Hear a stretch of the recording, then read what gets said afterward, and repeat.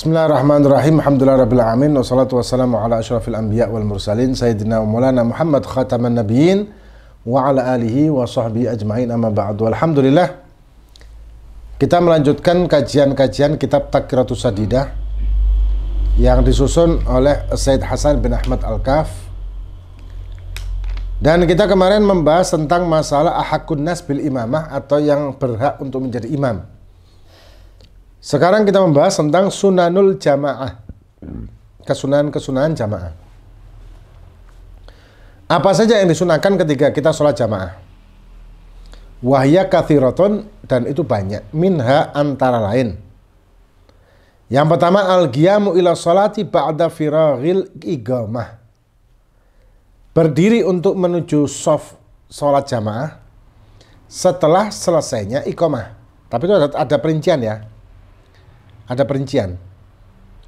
Wakila inda qoli qad qamatis shalah, dan ada juga yang mengatakan ketika ucapan si tukang qomatnya itu qad qamatis shalah, maka kita berdiri untuk menuju ke tempat shaf. Tapi ada pendapat mengatakan kalau jarak kita jauh dari shaf, maka ketika memulai iqamah kita berdiri untuk berjalan ke tempat shaf. Tapi kalau jarak kita pendek atau malah di shaf posisinya, maka berdirinya ketika mengatakan si qomat ini mengatakan qad qamatis shalah, maka kita berdiri. Ya, ketika kita mendekat posisi dengan shaf. Kemudian yang kedua, sunnah kedua, taswiyatus sufuf wal amru biha wa minal imami akad. Menyamakan shaf. Dan menyamakan shaf ini, meratakan shaf ini dengan tumit. Jadi tumit kita dengan sebelah-sebelah ini sejajar, ya, itu namanya meratakan shaf. Dan sunnah dari imam perintah untuk meratakan shafnya. Misalkan kata-kata saw sufufakum fa in taswiyatas sufuf iqamatus shalah, misalkan seperti yang sering dikatakan oleh Walid dulu. Ini sunnah dari imam. Nah, kemudian kalau menempelkan kaki dengan kaki yang sebelahnya, apakah disunahkan? Ini dikatakan enggak. Kenapa? Ganggu itu. Kalau ada orang yang nempelkan kakinya ke kaki kita, kita terganggu.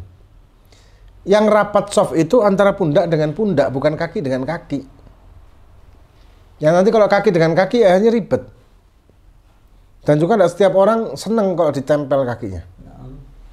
Apalagi mungkin habis basah, kena wudhu, basah kakinya, terus nempel ke kaki orang yang kering. Risih orang yang kering itu. Apalagi pas tahu-tahu rokok gini dilihat ternyata kaki yang sebelah itu ada korengnya atau apa, tambah gak karuan sholatnya. Dan akhirnya tidak khusyuk.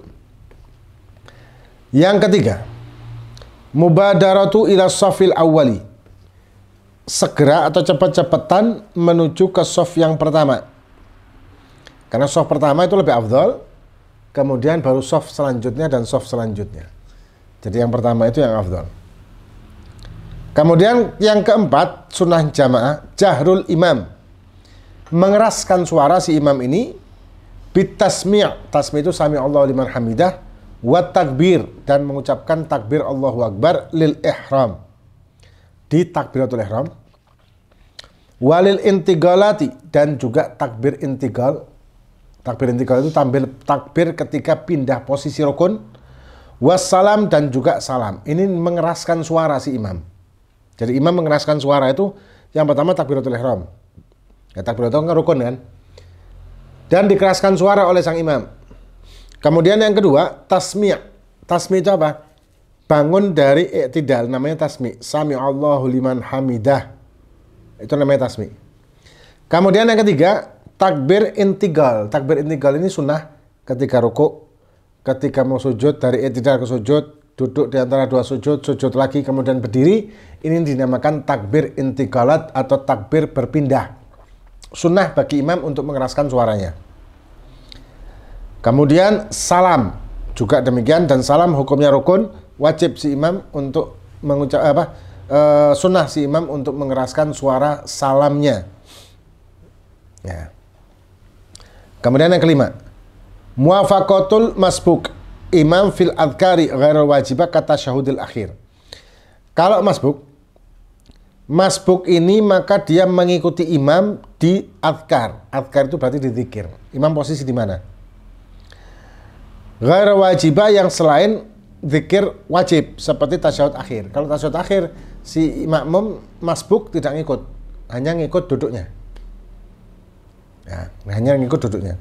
Tapi kalau tasyahud awal, posisi makmum bukan di tasyahud awal, tapi karena dia masbuk dan dia ngikut imam di tasyahud awal, maka si makmum juga ngikut di tasyahud awal.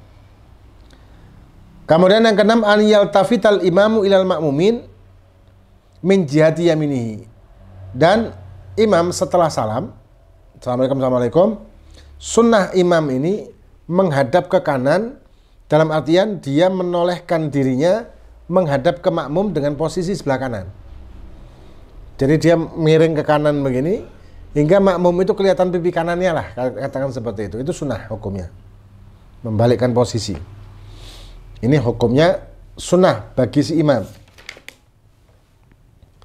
Ya, kemudian ada beberapa makruhnya jamaah yang nanti insya Allah akan kita lanjutkan yang akan datang. Makruhatul jamaah. Ya, banyak makruhnya. Dan makruh jamaah ini apa? Ketika kita melakukan kemakruhan, ditakutkan ketika kita melakukan kemakruhan tersebut fadilah jamaahnya hilang. Jadi keutamaan untuk berjamaah itu hilang. Makanya kita juga perlu memperhatikan dan memahami apa sih makruh-makruh di sholat jamaah itu, supaya kita mampu menghindarinya, agar supaya kita mampu mendapatkan fadilah jamaah dengan sempurna.